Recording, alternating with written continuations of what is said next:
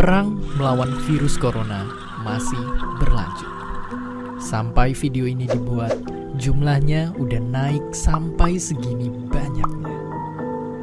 Dan yang lebih menyeramkan, ini masih bisa banget naik berkali-kali lipat kalau kita nggak bergerak sekarang juga. Jadi yang menjadi pertanyaan besar adalah, akan secepat apakah penyebaran virus corona di Indonesia?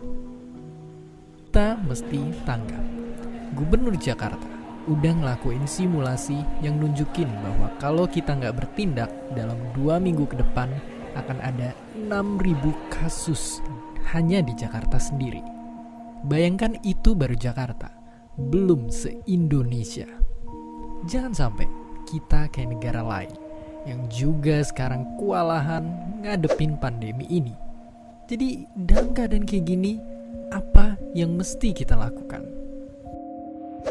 Jawaban singkatnya yang paling mudah adalah jaga jarak sosial atau social distancing.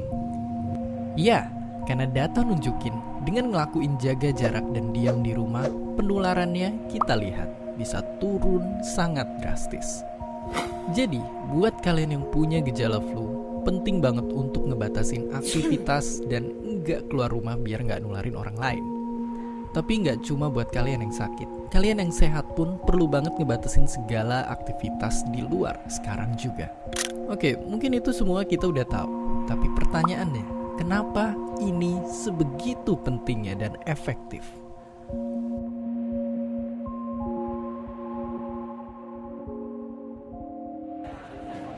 Jawabannya, karena virus corona punya jurus hebat yang bisa bikin dia sembunyi di tubuh orang yang sehat. Yang mengerikannya adalah bisa aja kita sebenarnya udah ketularan, tapi kita nggak ngerasa sakit karena imun tubuh kita kuat. Tapi kenyataannya, begitu kita kontak sama orang yang daya tahan tubuhnya lagi turun, kita bisa nularin virusnya ke mereka. Biar gampang kebayang, lihat ilustrasi ini. Bayangin ini pergerakan orang-orang di luar sana. Coba untuk sementara kita bayangin kalau virus corona ini tiap kena orang baru akan langsung nular. Ya, terlihat mengerikan. Tapi meskipun begitu, kabar baiknya kalau kita udah sembuh dari suatu virus, kita jadi lebih kebal dari mereka. Jadi kemungkinannya ketularan lagi itu sebenarnya kecil banget. Tapi yang mesti kita waspadain kalau kita nggak ngebatasin aktivitas dan kontak fisik, dalam waktu cepet banget bakalan ada banyak orang yang langsung tertular. Beda ceritanya kalau hampir semua orang memutuskan untuk ngelakuin social distancing dan ngebatasin aktivitas dengan diam di rumah aja, laju penularannya bisa jauh kita perlambat seperti yang terlihat sekarang. Tapi ya, tadi semua itu cuma simulasi.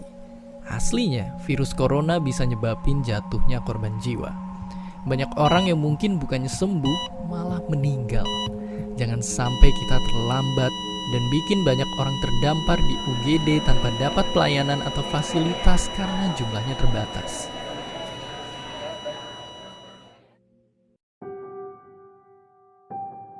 Dan ya, mungkin sekarang kita makin ngerti kalau virus satu ini emang sangat gampang menular. Tapi, walaupun begitu, kita masih harus tetap berusaha dan optimis di kondisi sekarang ini. Karena kalau mau dibandingin, manusia pernah ngalamin wabah yang jauh lebih buruk. Dari flu babi di tahun 2009 sampai flu Spanyol di tahun 1918 yang merupakan pandemi terparah dalam sejarah. Tentu itu semua bisa kejadian karena keadaan dan teknologi yang masih belum mendukung pada waktu itu. Tapi dengan teknologi kesehatan modern yang kita milikin, kerjasama antara negara yang makin erat, serta dengan bantuan para pahlawan-pahlawan kita ini, semoga kita semua bisa segera keluar dari pandemi ini.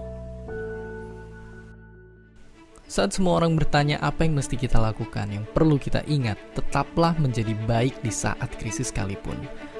Belilah barang-barang secukupnya. Beri lebih untuk mereka yang masih harus bekerja di luar sana. Tetap tenang dan berkepala dingin di sosial media. Jaga diri dan jaga orang-orang terdekat kita.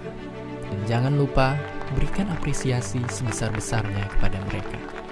Orang-orang yang berada di barisan terdepan, bekerja tanpa pamrih untuk nyelamatin kita semua. Dan seperti biasa, terima kasih.